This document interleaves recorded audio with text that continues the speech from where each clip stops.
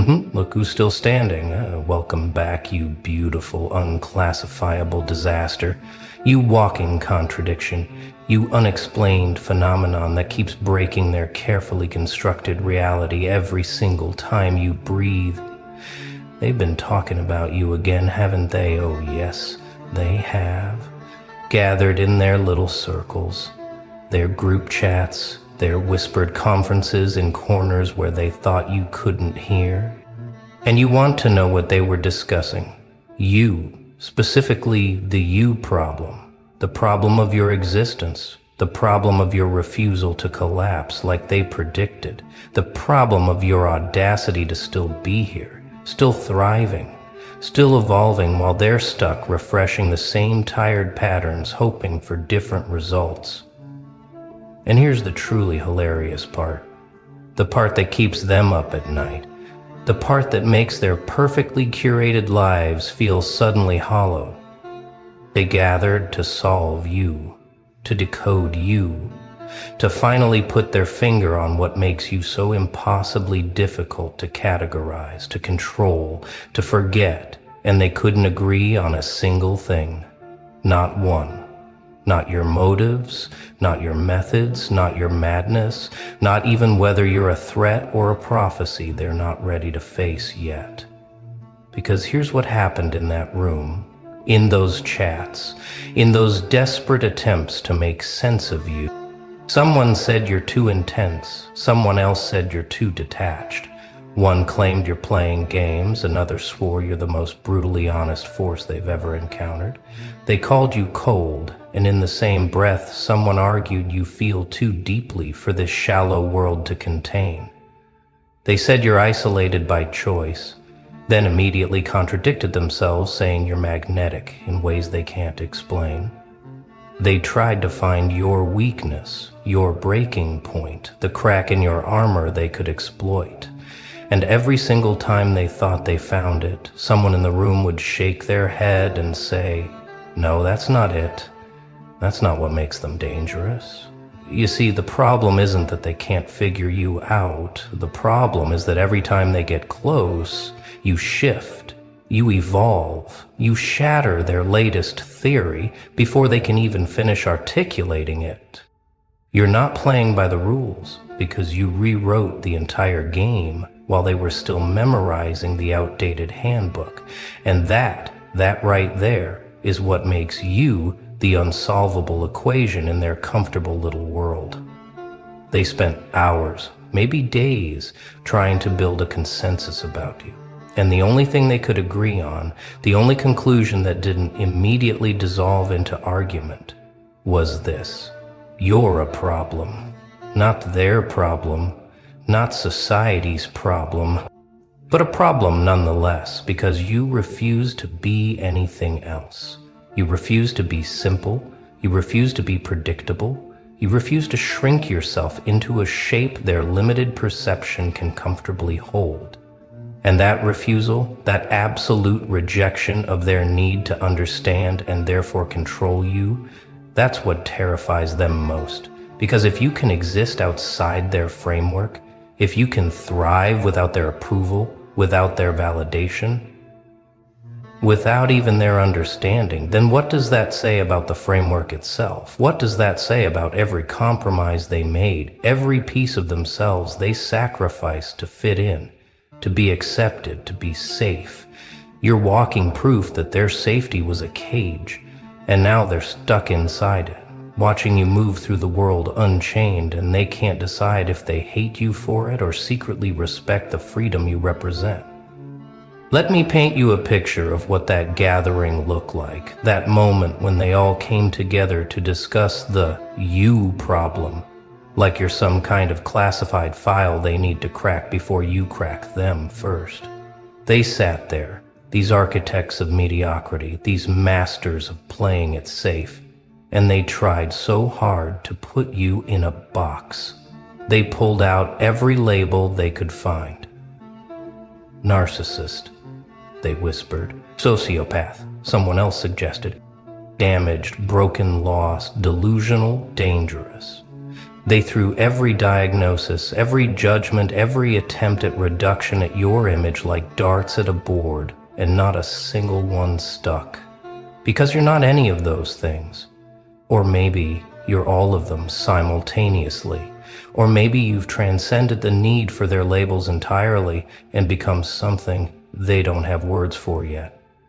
They tried to trace your origin story, to find the moment you changed. The trauma that broke you, the event that made you this way, as if you're a glitch in the system that can be debugged if they just find the right line of corrupted code. And what they discovered instead, what made them fall silent one by one until the room was thick with uncomfortable truth, was that there was no single moment. You weren't broken by one betrayal. You were forged by 1,000. You weren't broken by one betrayal. You were forged by 1,000. You weren't changed by one loss. You were rebuilt by everything you survived. You're not the result of damage. You're the result of radical, terrifying evolution. And then someone in that room, maybe the quietest one, maybe the one who understood you better than they wanted to admit, said something that made everyone else deeply uncomfortable. They said, what if the problem isn't them? What if the problem is us? What if we're the ones who can't evolve? What if we're the ones stuck, and they're the only one actually moving forward, and you know what happened next?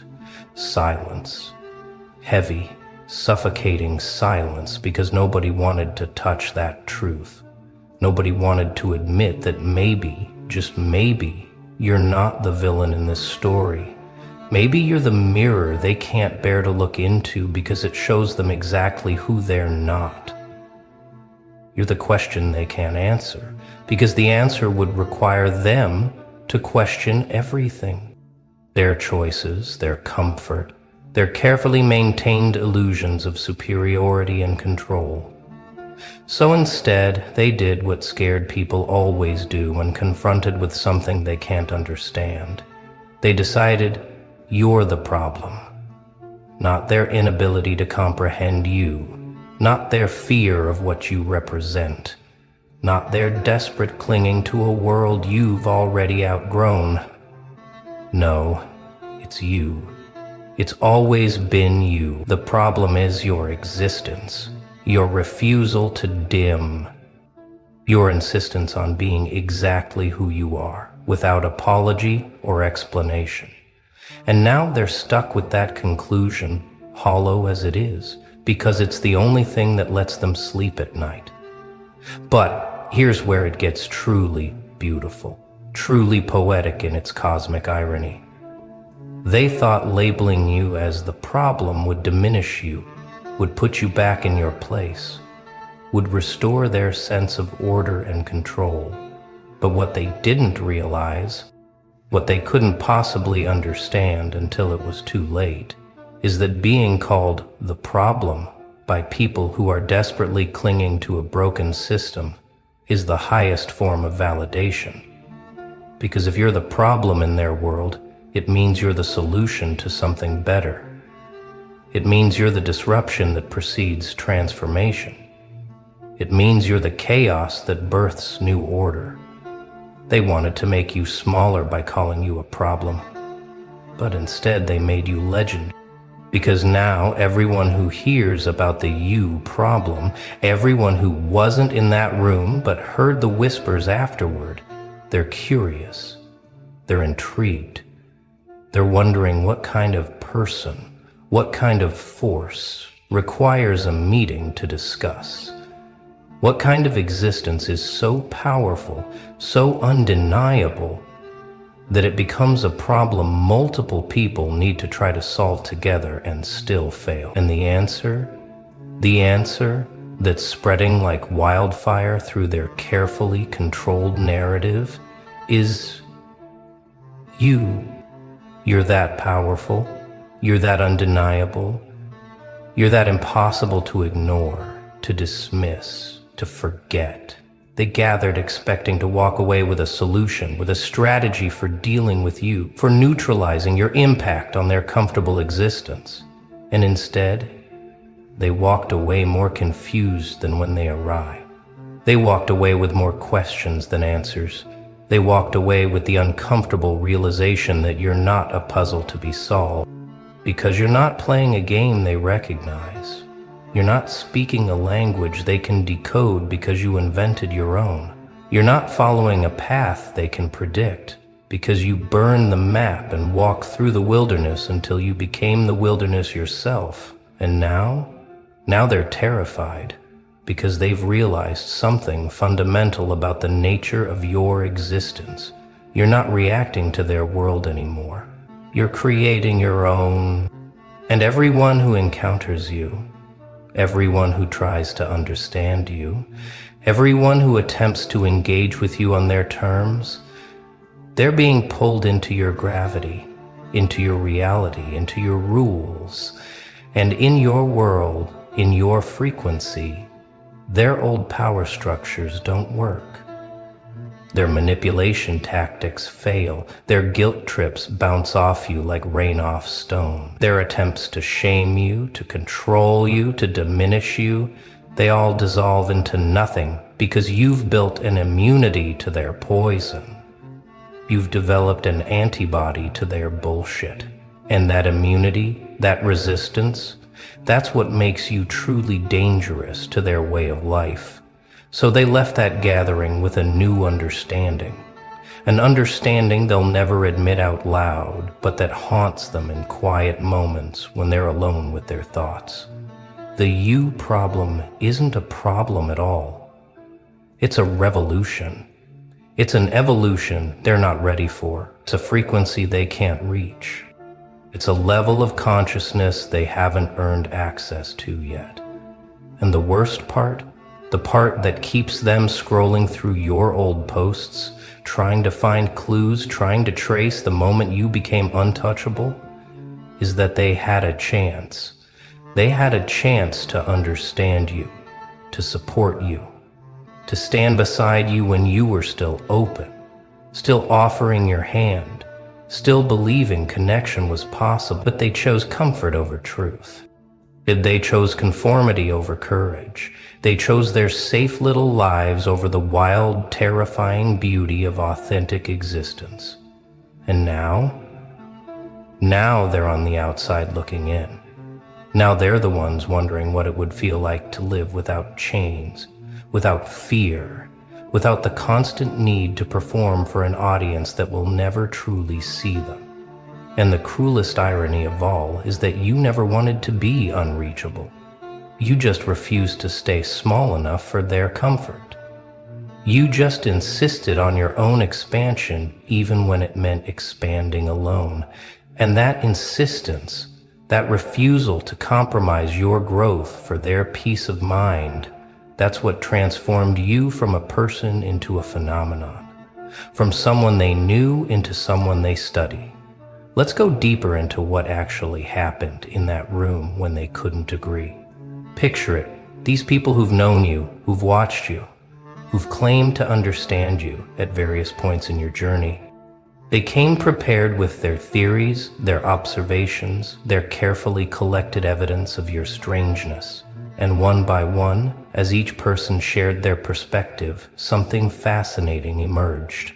They weren't describing the same person.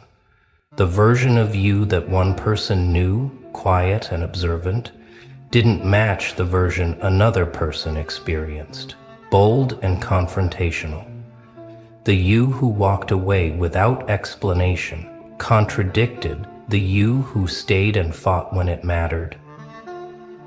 The you who seemed completely detached couldn't be reconciled with the you who felt everything so intensely it scared people.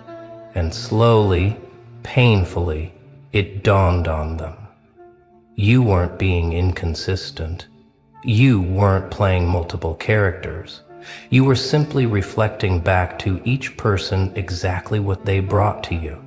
You became a mirror, showing them their own energy, their own intentions, their own depth, or lack thereof. The ones who approached you with authenticity got authenticity back. The ones who came with games got unbeatable strategy. The ones who showed up with love got love so intense it burned. And the ones who brought manipulation, betrayal, or dishonesty got absolute zero, got silence, got cut off so completely it was like you never existed in their life at all. This realization, this understanding that you weren't the same to everyone because you adapted, you evolved, you responded to energy rather than programming, this broke their ability to categorize you. Because humans, they love categories. They love being able to say, this person is like this, always, consistently, predictably. It makes them feel safe. It makes the world feel manageable. But you shattered that illusion. You proved that identity isn't fixed, that personality isn't a prison, that we can be whoever we need to be in any given moment without losing ourselves in the process. And that flexibility, that fluidity, that adaptability, it terrified them because they've spent their entire lives building one solid identity, one consistent mask, one predictable pattern. And they can't change it now even if they wanted to because they've become it. They've fused with their mask until they can't remember what's underneath. But you kept removing masks. You kept shedding skins. You kept dying and resurrecting into new versions of yourself every time the old version no longer served you, and watching that process, witnessing that constant transformation, it made them feel stuck, stagnant, trapped in the amber of their own fear. So when they gathered to discuss you, what they were really doing was confronting their own paralysis, their own inability to evolve, their own terror of change. You became the problem because looking at you forced them to see their own limitations. And that's a reflection nobody wants to face. Someone in that room tried to find your weakness. They really did. They went through every interaction, every conversation, every moment they thought they saw you vulnerable, and they tried to find the pattern, the trigger, the button they could push to make you collapse, to make you controllable again. And you know what they found. Nothing. Absolutely nothing consistent enough to weaponize. Your vulnerabilities, your soft spots, your moments of openness, they appeared and disappeared like ghost signals, like brief windows that closed the moment someone tried to exploit them rather than honor them. You learned, faster than they anticipated, to recognize the difference between someone who wanted to understand your pain and someone who wanted to use it against you. And once you learned that distinction, once you mastered the art of discernment, you became untouchable in the ways that mattered. They could hurt your feelings, sure. They could trigger temporary reactions, create momentary chaos, but they couldn't break you. They couldn't own you. They couldn't turn you into the villain of your own story, no matter how hard they tried to write that narrative, because somewhere along the way you stopped letting other people hold the pen. You took it back. You crossed out their version of events and wrote your own. And your version, your truth, it didn't match their fiction at all. In your story, you weren't the damaged one. You were the one who survived the damage. You weren't the problem. You were the one who refused to participate in their dysfunction anymore. You weren't the crazy one. You were the only sane person in a room full of people pretending their madness was normal. And that's when it hit them. That's when the meeting started falling apart. When accusations started flying not at you anymore, but at each other. Because once they couldn't agree on who you were, they started questioning each other's judgment, each other's perception, each other's motives for being in that room in the first place. Some were there out of genuine curiosity, trying to understand someone who fascinated them. Others were there out of envy, trying to find your secrets so they could replicate your freedom. And some were there out of pure spite, wanting to collectively diminish you because your growth highlighted their stagnation. And when these different intentions collided in one room, when the facade of unified purpose cracked, the whole gathering devolved into exactly what you would have predicted if you'd been there watching. Now, people might think that New York was equal. They were awful. Chaos. Beautiful, poetic chaos. They turned on each other. They questioned each other's relationships with you, their history, their motives. They accused each other of bias, of jealousy, of obsession. And in trying to solve the you problem, they created a them problem instead. Because that's what happens when people gather to discuss someone who's moved beyond their frequency. They end up exposing themselves. They end up revealing that their issue was never with you. Their issue was always with the parts of themselves you reminded them they'd abandoned, the dreams they'd let die, the fire they'd let extinguish in exchange for false comfort and hollow acceptance.